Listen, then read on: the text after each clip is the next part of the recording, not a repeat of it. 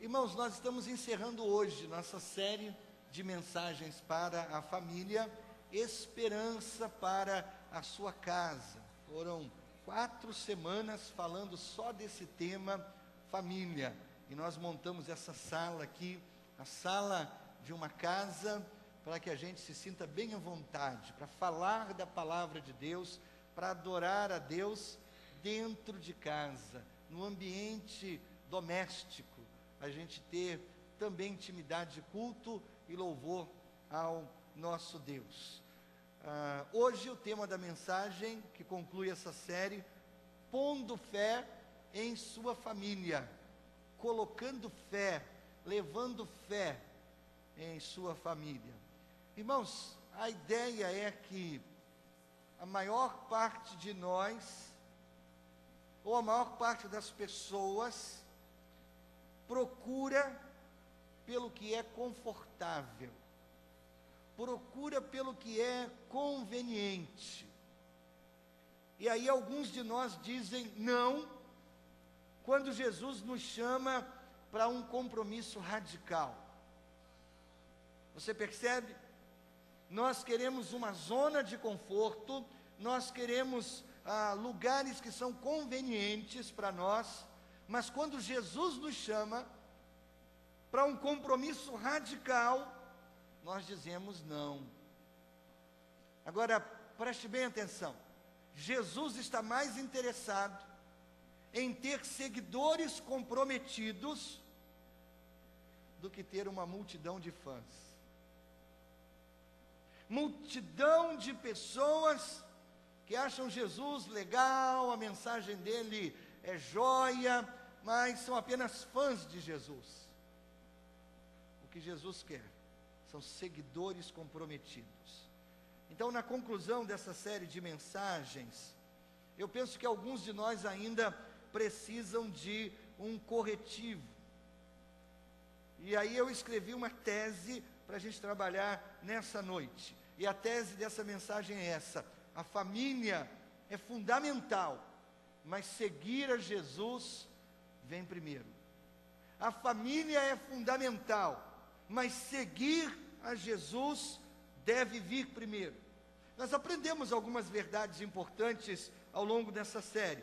Se você perdeu algum sermão dessa série, eu estou providenciando. Todos os sermões dessa série de mensagens serão colocados na internet. Você vai ser avisado no momento apropriado e você vai poder ler, reler, copiar, imprimir todos os sermões que eu preguei sobre essa série e outras séries também. Mas aqui está apenas um resumo de cada um dos sermões. Na primeira semana, nós aprendemos que se Deus não abençoar as nossas famílias, elas serão uma bagunça. Na segunda semana, nós aprendemos: não jogue o jogo da culpa. Declare-se culpado e evite a vergonha. Na semana passada nós aprendemos: mantenha os irmãos e jogue fora a rivalidade, fazendo o que Deus quer, não o que Satanás quer. Hoje nós vamos olhar para 3 passagens bíblicas principais nessa noite. E eu considero, irmãos, essas passagens de fato chocantes, impactantes. São palavras ditas por Jesus num determinado momento do seu ministério, e a ideia de Jesus era causar impacto, era chocar aquelas pessoas que ouviram, e essas palavras continuam chocando ainda o nosso coração. Lucas capítulo 14, 25 a 27. Uma grande multidão ia acompanhando Jesus. Irmão Adão, me perdoe, é na Nova Versão Internacional, tá? Então, uma grande multidão ia acompanhando Jesus.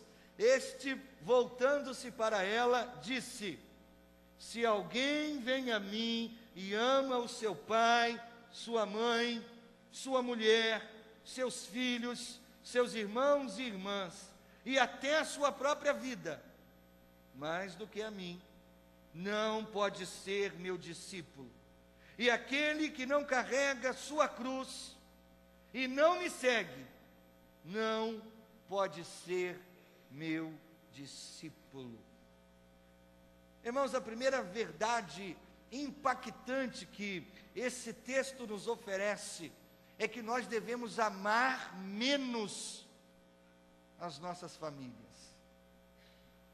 Essas palavras de Jesus são difíceis, essas palavras de Jesus são exigentes, de uma certa maneira, essas palavras de Jesus são abruptas, elas chegam a ser ofensivas, porque elas são exatamente o contrário dessa nossa subcultura cristã. Irmãos, nós vamos resistir ao desejo de diluir essas palavras de Jesus, nós vamos resistir àquele desejo de dizer assim, não é bem isso que Jesus queria dizer, e permitir que a força completa dessas palavras chacoalhem nossa vida para fora desse cristianismo confortável que a gente escolheu viver nos dias de hoje. A gente precisa definir a palavra discípulo, porque nessa versão, a versão internacional, ela é repetida pelo menos 3 vezes nesse texto. Versículo 26 diz assim, não pode ser meu discípulo. Na última frase do versículo 27 está escrito, não pode ser meu discípulo. Se você continuar lendo e chegar no versículo 33, você vai encontrar a mesma expressão, não pode ser meu discípulo. O que é que impede uma pessoa de ser discípulo de Jesus? Nós vamos chegar lá. Mas o que é um discípulo? Um discípulo é um aluno, ou é um seguidor. Essa palavra discípulo foi usada para descrever alguém que estava totalmente comprometido a uma causa, alguém que estava totalmente comprometido com uma pessoa. Discípulo vem de outra palavra que quer dizer aprender por prática ou por experiência. Irmãos, não existe algo do tipo discípulo instantâneo. Eu vou a um congresso de discipulado e eu volto de lá discípulo. Eu participo de um retiro espiritual e eu volto de lá um discípulo. Como a própria palavra, ser discípulo envolve disciplina, envolve tempo, é processo, é uma caminhada, é uma vida. Nós poderíamos dizer desse modo, um discípulo é alguém que está sofrendo o processo de ser ensinado, tanto por instrução, quanto por treinamento prático, para seguir em frente a vida toda, mais e mais parecido com Jesus Cristo. Então isso envolve atitudes, ser discípulo envolve caráter, convicções. O próprio Jesus definiu a um discípulo em Lucas 6,40, o discípulo não está acima do seu mestre, mas todo aquele que for bem preparado será como o seu mestre. Você sabia que a palavra discípulo aparece 267 vezes